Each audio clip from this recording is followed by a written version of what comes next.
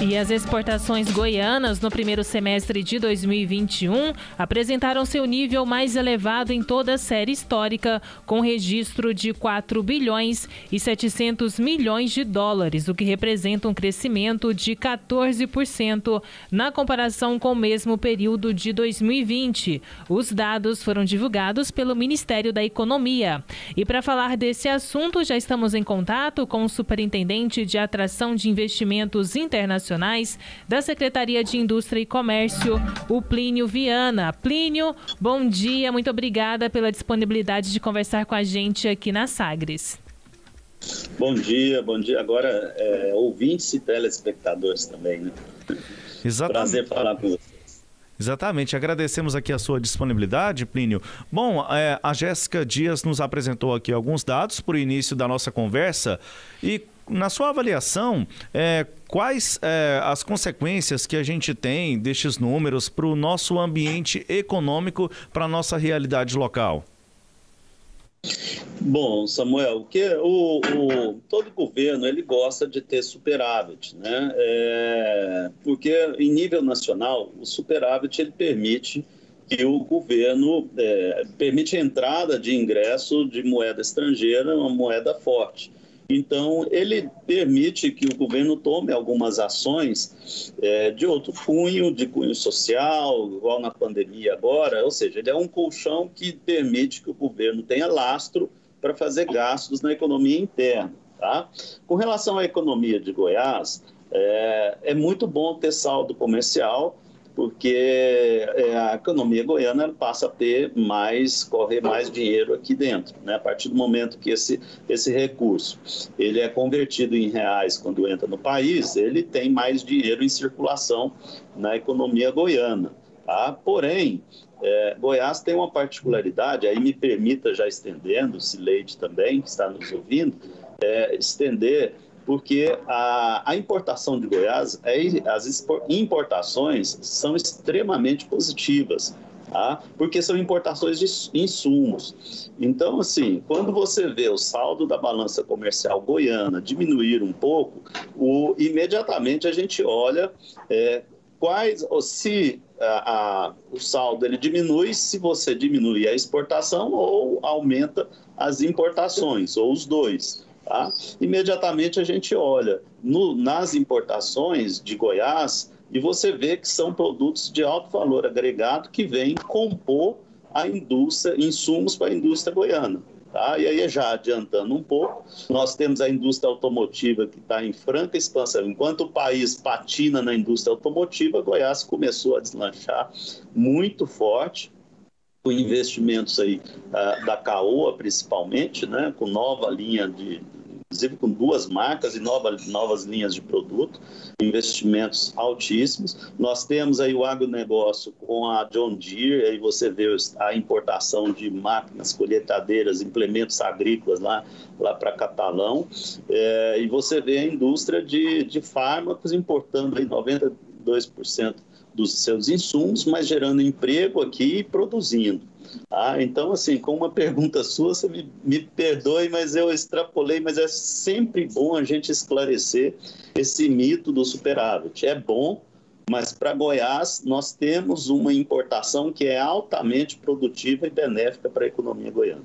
Mas neste caso, antes de passar a palavra aqui a Cileide, eu tenho um último questionamento da minha parte, Plínio. As importações, Goiás produz aí medicamentos, produz as commodities e parte do que é importado para a viabilização dos processos de produção aqui locais, e aí tem um reflexo da alta do dólar. Isso não pode aumentar o custo e interferir também nessa exportação? Sim, é verdade, com certeza. A importação, você tem os insumos são cotados em dólar, ele interfere também, mas o que nós temos visto agora é um processo. À medida que você eleva os juros, tá? Você tem uma busca menos especulativa para o dólar, e nós temos, você pode ver que nesses últimos 2 meses nós temos o dólar mais tranquilo, com a taxa Selic aumentando um pouco. O desafio do Banco Central e dos economistas é manter esse equilíbrio. Se fosse fácil, isso não é fácil, é difícil não só aqui no Brasil, mas no mundo inteiro.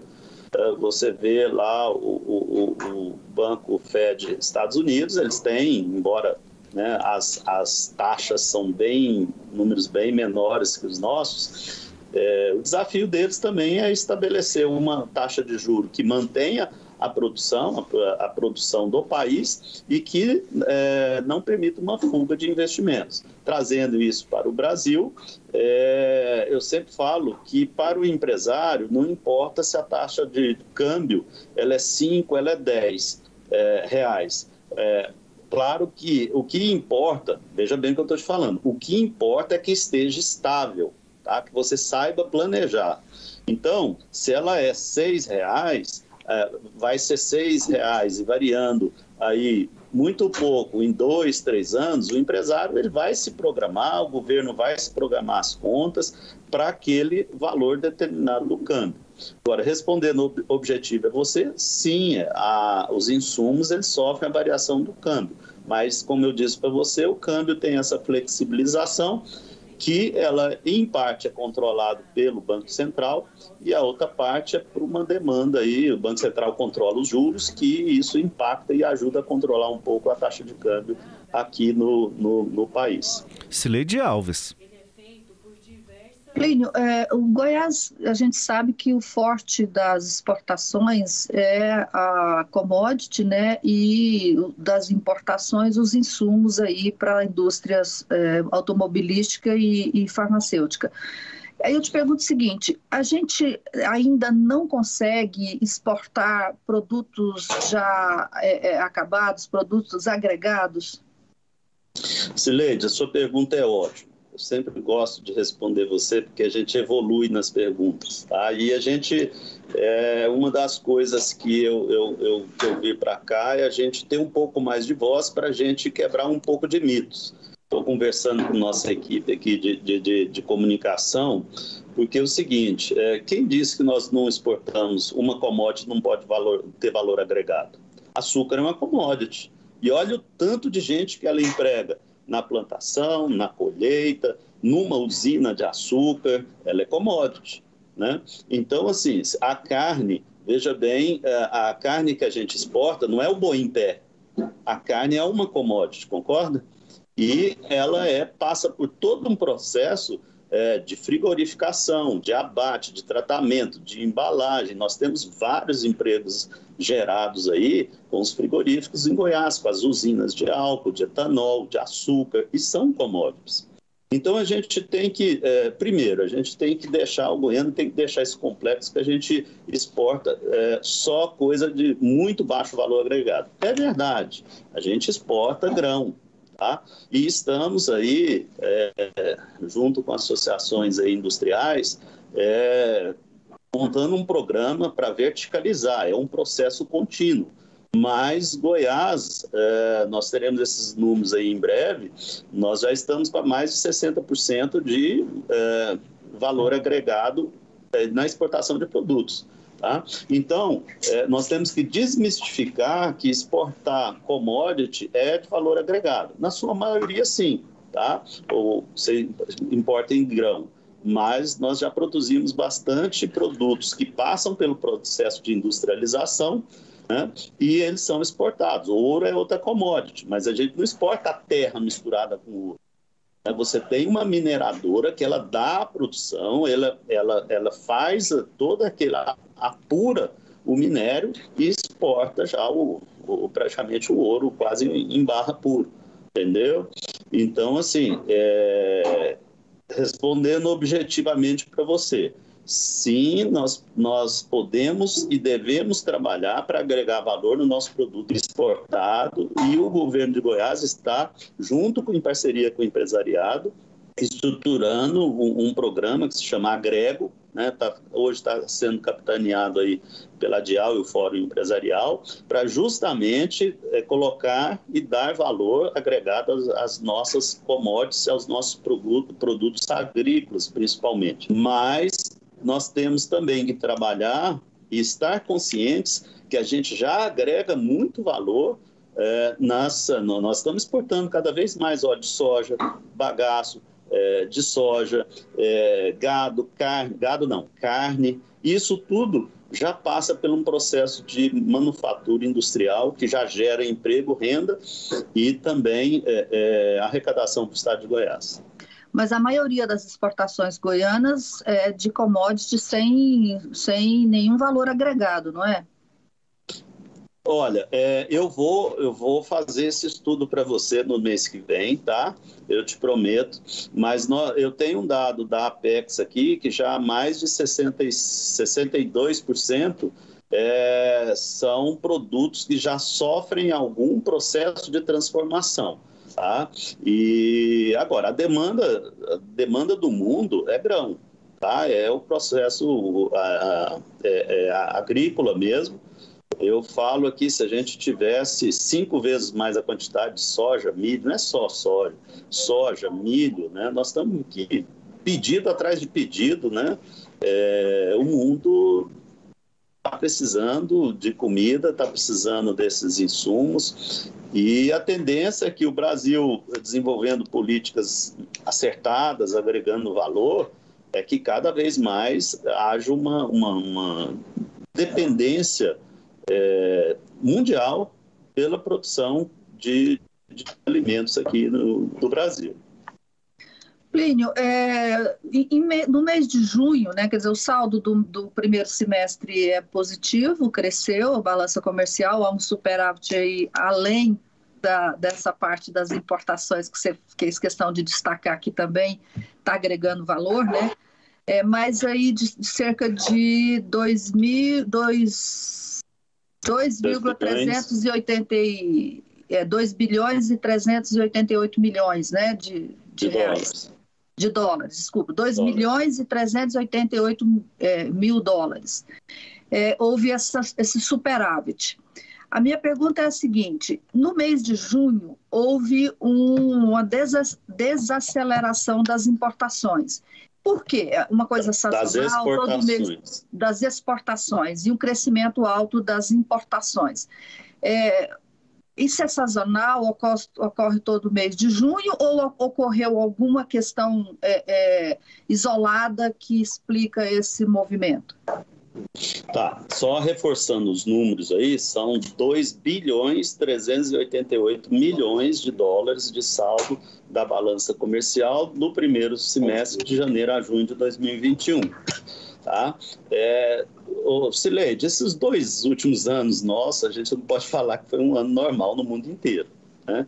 A gente teve impacto dessa pandemia em todos os sentidos. Nós tivemos a próprio setor agrícola da China sendo, né, o pessoal proibido de plantar muita coisa.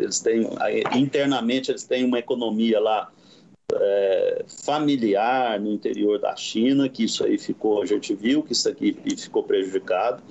Então, assim, houve no ano de 2020, a exceção foi a pandemia, tá?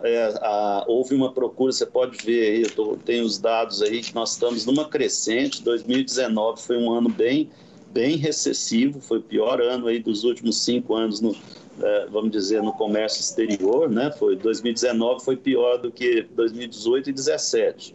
E 2020 a gente já teve um acréscimo significativo na exportação e 2021 ainda mais. Tá? Então, 2020, por essas questões peculiares de que a gente fala China, porque um movimento pequeno da China, ele é um gigante, né? E se você tem os agricultores familiares do interior da China que não puderam plantar o seu produto de subsistência, a sua comida, o governo chinês ele teve que providenciar comida para esse pessoal, né? Então, houve essa demanda. Então, foi um atípico 2020 por causa dessa dessa questão da pandemia. Em 2021, já a gente passou por alguns fenômenos climáticos, tá? Então, assim, a gente veio apurando a balança comercial abril já teve, né? O que aconteceu? A gente imagina que vai ser atípico, está sendo atípico, porque a chuva prolongou, atrasou o plantio da soja, então a gente teve 2 meses negativos aí que a gente nunca teve não, praticamente 20 anos, Goiás não tem aí déficit na balança, né, comercial, e nós tivemos aí nos primeiros meses desse ano, justamente porque a safra de soja não foi colhida, né, por causa da chuva. Então, o que aconteceu? Nós tivemos aí recordes em abril e maio, onde começou a desovar toda a colheita. Tá? E nós tivemos aí em junho uma acomodação dessa exportação. Agora, a gente tem que olhar no exportação, eu sempre falo, o horizonte mínimo que você olha, é interessante você olhar num plano de 6 meses, mas para fazer análise, interessante é de ano a ano, porque você tem produtos que... O Brasil é porque tem uma exceção, o único país aí que produz 3 safras aí da maioria dos produtos aí por ano, então a gente tem muita abundância. Mas a sazonalidade em países onde dependem e cuja característica é agropecuária, né, principalmente a questão agrícola, ela tem que ser analisada num período maior. Mas você, respondendo objetivamente, você tem razão. Houve uma sazonalidade. Em 2020, questão da pandemia, que países que compram da gente tiveram a economia interna prejudicada, né? Assim como o Brasil, e tiveram que comprar mais alimentos de fora. E esse ano nós tivemos aí um período incomum de chuvas, que vai afetar a safrinha agora. Tá? E vamos analisar isso ao longo do tempo. Você disse que foram 2 meses de negativo. Qual o outro além de junho? Não. Junho não foi negativo, não. Junho nós fomos superavitários. Tá? Junho nós tivemos a balança superavitária.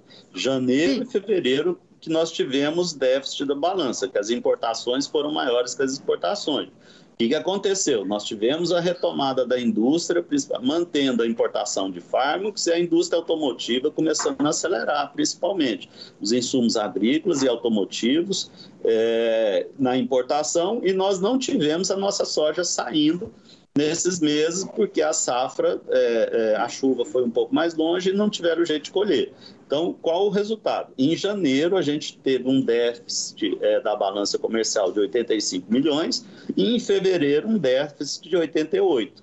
Tá? Aí, março e abril, onde a safra já entrou, nós tivemos superávit. E no conjunto dos 6 meses, nós tivemos um superávit aí, esse valor que você falou, de 2 bilhões 388 milhões de dólares. Deixa eu só esclarecer, em junho o que ocorreu foi queda nas exportações, né? Houve uma queda de 4,2% nas exportações e um crescimento de 34,39% nas importações, mas ainda assim com superávit na balança comercial. Perfeito. E a previsão para o resto de ano, você tem, Plínio? Olha, depois provavelmente talvez a safrinha ela tenha algum impacto ainda, né, na colheita dela, que esses dias andando aí pelo estado eu vi muito milho ainda que não foi colhido, né, seco. A gente tem que acompanhar um pouco isso. Agora, a previsão que a gente espera que essa evolução se mantenha, tá? Obviamente que a partir do segundo semestre a gente já fica suscetível a algumas questões aí da economia nacional, por questões de eleição. Quanto mais você vai chegando em ano eleitoral, mais você fica sensível a uma ou outra conversa, principalmente questão nacional, né, de impacto na economia. Tá? Mas a gente espera, o estado de Goiás, a gente espera que se mantenha em crescimento, ou no mínimo manutenção do ritmo aí que nós tivemos aí em maio e junho, tá? Uma média um pouco aí, uma estabilização. E também esse ano a gente inaugurou o terminal da Norte-Sul lá em São Simão para melhorar as exportações, né? E final de julho, dia 26, 27, 28 de julho, aí a gente já está operando em caráter experimental o terminal de Rio Verde, que é o maior terminal interno aí ferroviário do Brasil, onde tem de grão, de líquidos, né? E então, nós estamos caminhando, nós estamos retomando, nós estamos saindo. Realmente o empresariado tem estado motivado. Você viu aí o índice de crescimento aí esse mês. É claro que você tem sempre, a maioria das vezes você tem um crescimento, depois tem uma acomodação, mas o importante é você ter uma análise ao longo de um período, tá? Samuel? Agradecemos aqui ao Plínio Viana, muito obrigado pela entrevista, até uma próxima oportunidade, bom dia ao senhor. Bom dia, Samuel, com 2 craques desse, foi muito bom revê-la, Cileide, muito bom mesmo ter uma pessoa igual você, uma cientista política aqui em Goiás, e Samuel aí, um artista da comunicação. A gente se sente muito tranquilo em falar, em abrir assim os números para vocês, e não tenha dúvida que se a gente tiver alguma questão para a gente procurar, a gente vai procurar, pesquisar, estamos à disposição de vocês aí para conversar mais. Um grande abraço, uma boa semana para todos nós. Obrigada, você também. Os destaques da entrevista logo mais no sagresonline.com.br.